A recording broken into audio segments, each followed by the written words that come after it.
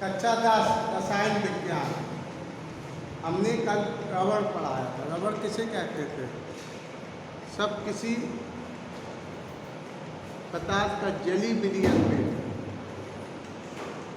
Hydrogen ion H+ ion के अतिरिक्त अन्य कोई आयन और OH ऋण आयन के अतिरिक्त अन्य कोई ऋण आयन होता है तो वो क्या कहलाते हैं? रबड़ कहलाते हैं। जैसे CuSO4 तो क्या बताया? Cu+SO4 तो ये रबड़ आता है। NaCl तो Na+Cl तो क्या रबड़? NaCl क्या? जो NaCl में ना OH ऋण आयन है ना H+ आयन है। CuSO4 तो ये Cu +2 और SO4 तो इस पर ना ही H+ आयन है ना OH ऋण। किसमें H+ आयन नहीं होते हैं और OH ऋण आयन नहीं होते, वो रबड़ कहलाते हैं। फिर हमने बताया था रबड़ों का वर्गीकरण। तो रबड़ को 6 प्रकार के होते हैं। क्या प्रकार? 6 प्रकार। समान रबड़, अम्लीय रबड़, क्षारीय रबड़ और मिश्रित रबड़ होता है, और एक होता है तुर्क रबड़, एक संकीर्ण रबड़। 6 प्रकार। तो हम आपको समान रबड़ पढ़ा चुके थे, अम्लीय पढ़ा चुके थे। अब नंबर है क्षारकीय रबड़। नंबर 3 कौन सा है? क्षारकीय रबड़। तो रबड़ों का वर्गीकरण अब देखिए।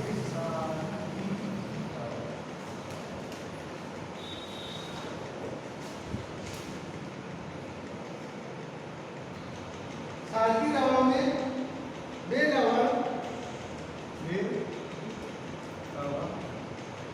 जिसमें OH ऋण आयन होते हैं। वे रबड़ जिनमें स्टापनी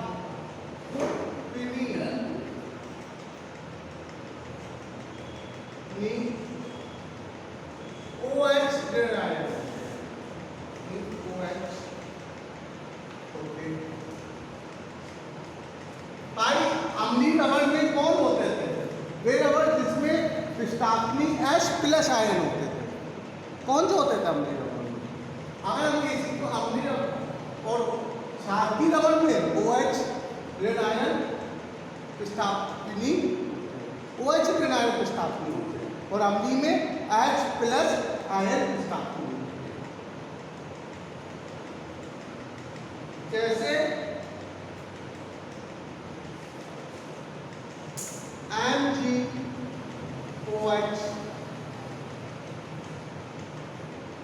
Cl, ZnOH Cl ये क्षारकीय रबड़।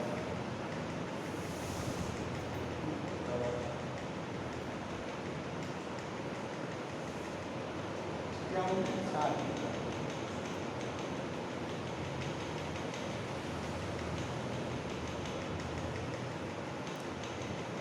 फिर हम ये आपने देख लिया क्षारकीय रबड़। अगर इसको अम्लीय रबड़ में की परिभाषा लिखनी है, केवल OH ऋण आयन की जगह क्या लिख दो आप? H+ ion. कौन से होते हैं? H+ आयन स्थापना। तो कौन से रबड़ होता है? अम्लीय। बस ये अंतर है। और अम्लीय का उदाहरण क्या दिया था? सोडियम हाइड्रोक्साइड NaHSO4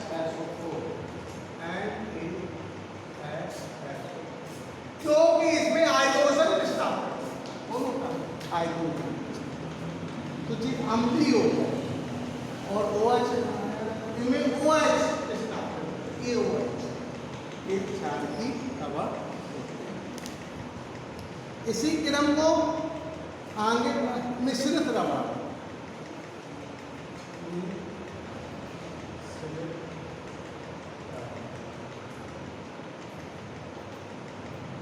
मिश्रित रवा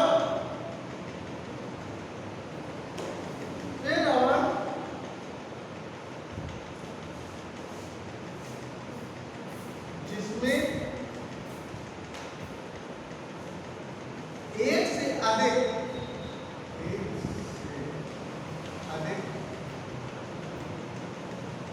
प्रकार, एक से अधिक प्रकार के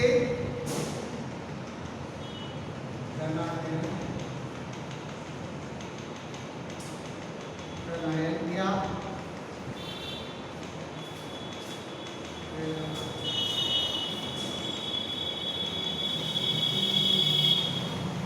जिसमें एक से अधिक प्रकार के धनायन या ऋणायन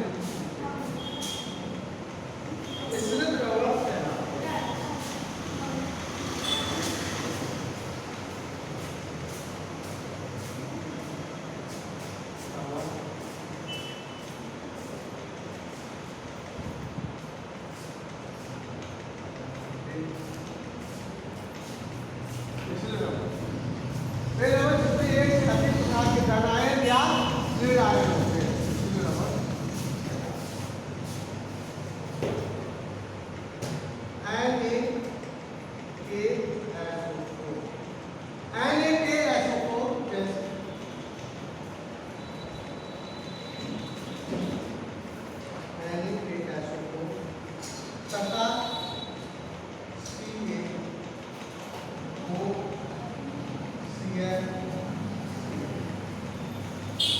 अब आपको लग रहा होगा उस प्रवाचन में क्या लिखा है, जिसमें एक से अधिक यदि धनायन होते हैं या ऋणायन, एक से अधिक।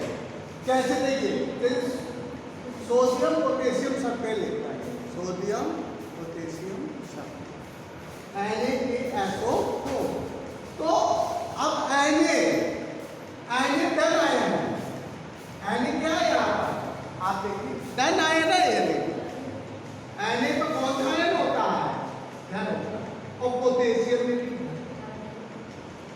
तो यहाँ पर ये रबड़ है, लेकिन किस प्रकार का रबड़ है, जिसमें दो या दो से अधिक, एक या एक से अधिक पेड़ रबड़ जिसमें एक से अधिक प्रकार के धनायनों या इन दो प्रकार के धनायन पाए जाते हैं। सोडियम में भी धनायन होता है और पोटेशियम में भी धनायन। अब धनायन क्या है, सिंपल चीज है भाई, क्योंकि सोडियम का परमाणु क्रमांक 11 होता है, कितना होता है 11, 2 8 3। तो सोडियम एक इलेक्ट्रॉन त्यागता है, सोडियम क्या करता है, एक इलेक्ट्रॉन त्यागने की स्थिति में है। जब वो एक इलेक्ट्रॉन किसी को देगा तो उसको कौन सा आयन हो जाएगा, धनायन हो जाएगा। ये अपनी कक्षा पूर्ण करने के लिए एक इलेक्ट्रॉन त्याग देगा तो धनायन, इसलिए धनायन सोडियम। इसे पोटेशियम का परमाणु क्रमांक होता है 19, 2 8 8 3 से भी एक इलेक्ट्रॉन त्यागने की स्थिति में है। अब भाई किसी को आपने उधार दे दिया तो आप क्या हो गए, धनी, धन आवेश हो गया। सब कोई इसे लेते हैं तो ऋण आवेश, और सब किसी को देते हैं तो धन आवेश। तो यहाँ पर पोटेशियम एक इलेक्ट्रॉन देने की स्थिति में है, तो पोटेशियम की कैसा, अगर इसकी कच्चा करेंगे, अगर Na प्लस कितना होगा 2 8, इसी के प्लस लिखेंगे क्या है 2 8 8 कच्चा, तो पोटेशियम भी धन आवेश और सोडियम भी धन। तो ये मिश्रित रबड़ में जिसमें एक से अधिक प्रकार के धनायन या ऋणायन होते, तो यहाँ एक से मिश्रित रबड़ कहलाते हैं। जैसे CaOCl, तो Cl कैसा है, ऋण आदेश होता है। CL में कैसा होता है? ऋण आदेश होता है। तो CL का परमाणु क्रमांक 17 होता है। ये सब कच्चा नाइट्रोजन पदार्थ CL का परमाणु 17 2 8 7। तो ये अपनी कच्चा पूर्ण करने के लिए एक इलेक्ट्रॉन लेने की स्थिति में है। एक इलेक्ट्रॉन क्या लेने की स्थिति में है।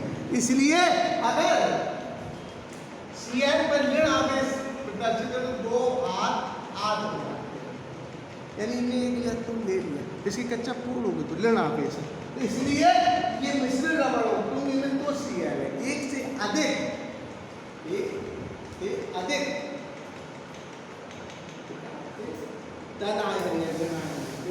वो मिश्रित रबड़ कहलाते।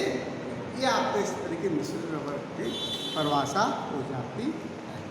अब मिश्रित रबड़ पर तुम रबड़ तो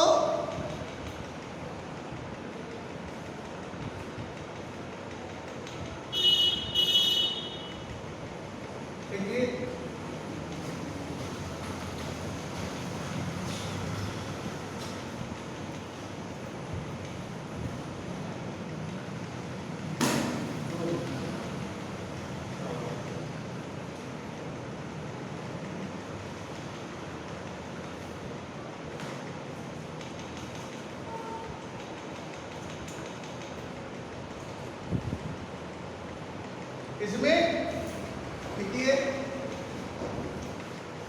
तो सरल रबड़ होते हैं, तो सरल रबड़ के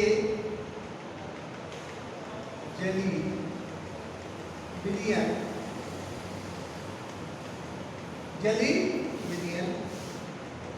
के वाष्पीकरण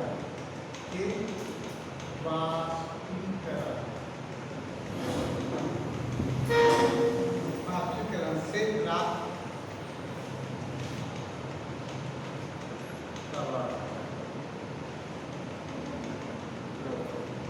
को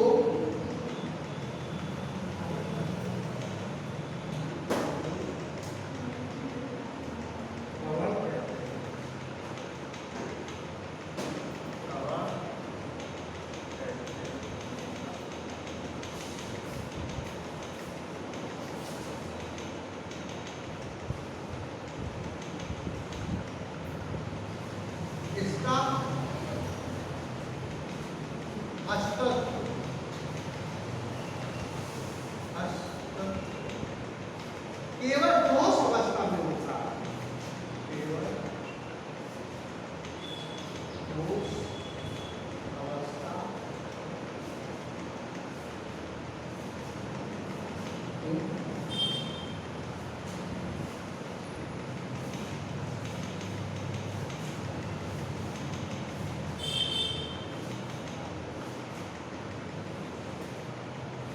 जली विलयन में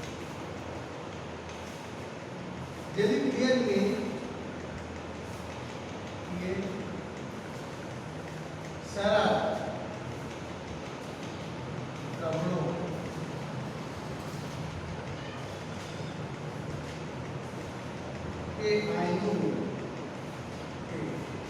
के आयनों में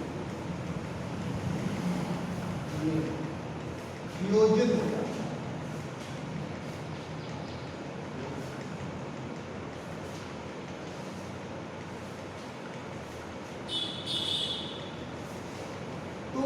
सरल रबड़ों के जली दो सरल रबड़ों के जली वाष्पीकरण से प्राप्त रबड़ को शुद्ध रबड़ कहते हैं। इसका अस्तित्व केवल ठोस अवस्था में होता है। जली क्रिया में ये सरल रबड़ों के आयनों में वियोजित हो जाते हैं, सरल रबड़ों के आयनों में वियोजित हो जाते हैं।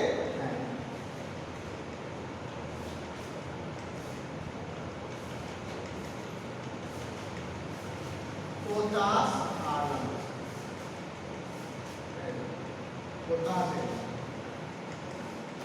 यानी कि पृथ्वी केतु SO4 AN2 SO4 का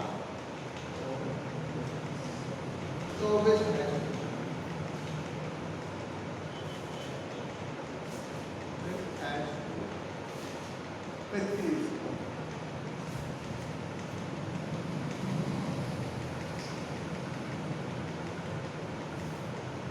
इनको हम तोड़े जली विलियन में, ये लिखा इसका अस्तित्व केवल ठोस अवस्था में होता है। फिटकरी आपको जानकारी है, फिटकरी कैसी अवस्था में होता है? ठोस अवस्था में। किस अवस्था में होता है? ठोस अवस्था में। ठोस होती है फिटकरी, आपने देखी होगी। जली विलियन भी ये सरल रबड़ों के आयनों में वियोजित हो जाते हैं। जैसे इनको आप तोड़ेंगे तो इसको क्या ले सकते हैं?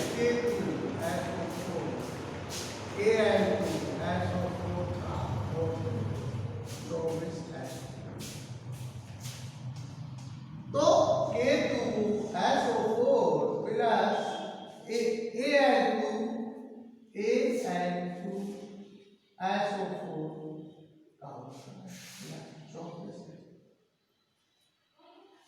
तो ये दो रबड़ क्यों है? एक रबड़ पे, लेकिन सब इसको जल में वियोजित किया गया। जली विलियन, जल मतलब जल का होता है। तो ये दो भागों में दो रबड़, K2SO4 भी रबड़ है और AN2SO4 का और भी रबड़ है, इसीलिए इसको दो इनको तब वियोजित करोगे जली विलियन में तो ये लिखता है आयनों में वियोजित हो जाते। कौन जाने? सरल आयनों में, सरल रबड़ों में वियोजित हो जाते। सरल रबड़ों में भाई दो रबड़ों को मिलाकर तो एक रबड़ बनता, तो तुम रबड़ हो गया। और तब दो रबड़ को जली विलियन में आप वियोजित करोगे तो दो रबड़ों में वो दो या दो से अधिक रबड़ों में विभाजित हो जाता है। K2SO4 क्या है? रबड़ है। क्यों है भाई? सिंपल चीज है। क्यों है K2SO4 रबड़? क्योंकि इसमें ना H+ आयन है ना ही OH ऋण आयन है। सरल रबड़ है। An2SO4 का ऑर्गेनाइज ये भी एक रबड़ है। क्यों? ना इनमें H धन आयन है ना OH ऋण आयन है। भाई रबड़ परिभाषा ही है वे पता, जिसमें ना OH ऋण आयन होते हैं ना ही H+ आयन होते, वो रबड़ कहलाते हैं। इस तरीके से दो रबड़ हो जाता है। इसी क्रम को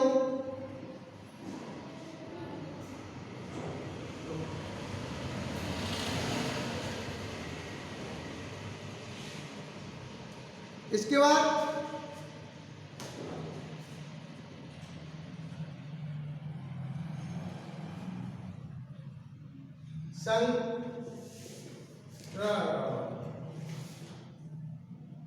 कौन सा रबड़?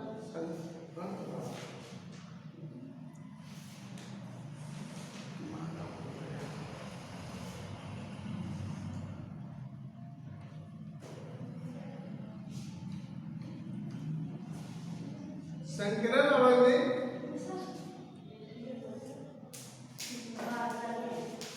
वे रबड़ जिसमें आयन अथवा उदासीन अणु किसी भी तात्विक धन आयन के, वे रबड़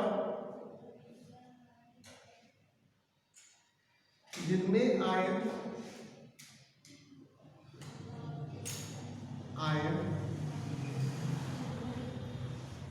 अथवा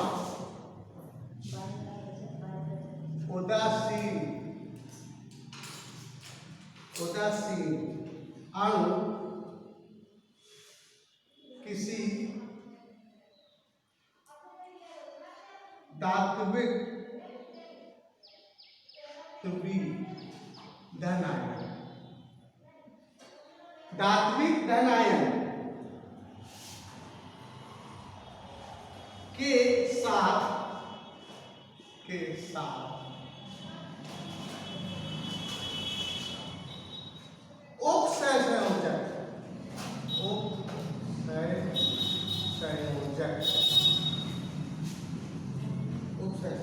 बंध बनाते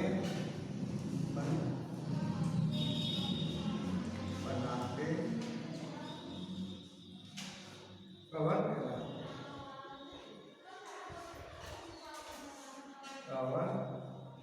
कहलाते वे रबड़ जिनमें आयन अथवा उदासीन अणु किसी तात्विक रासायनिक के साथ उपसंयोजन बनाते संक्रमण अणु कहलाते हैं।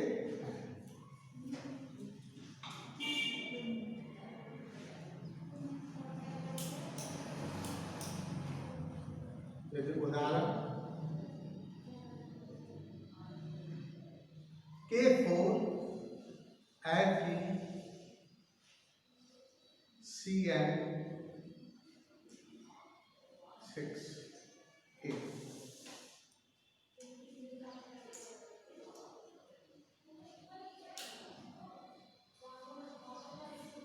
ठीक है, संकीर्ण लवण को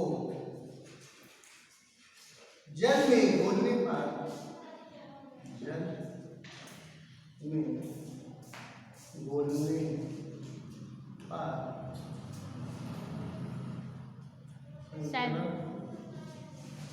आयन संकीर्ण आयन प्राप्त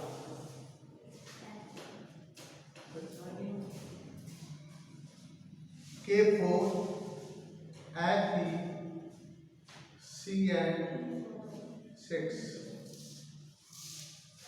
इसमें हम बोलेंगे तो 4K प्लस FeCN6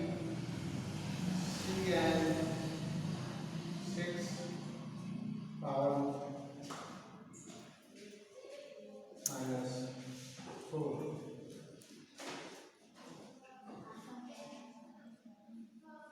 इस संकीर्ण आयन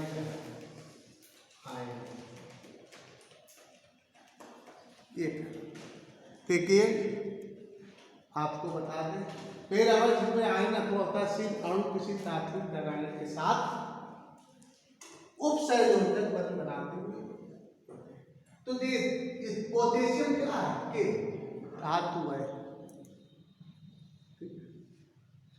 पोटेशियम क्या है? धातु है। क्यों? भाई किस पर ध्यान आयन होते तो इलेक्ट्रॉन के आगले की स्थिति में होते वो धातु कहलाती है। सो इलेक्ट्रॉन ग्रहण करने की स्थिति में वो धातु कहलाती है। ये पोटेशियम धातु है। तो इनमें धात्विक आयन के साथ उपसंयोजक ये उपसंयोजक बंद आपके होते थे उपसंयोजक ये उपसंयोजक बल के साथ जुड़े रहते हैं, उप बनाते संक्रमण अणु कहलाते हैं। उदाहरणीय संक्रमण को जल में घोलने पर संकीर्ण आयन प्राप्त होते हैं। संकीर्ण आयन को जल में आप घोलेंगे तो संकीर्ण आयन प्राप्त होते हैं। ये इसकी पहचान होती है। ठीक है।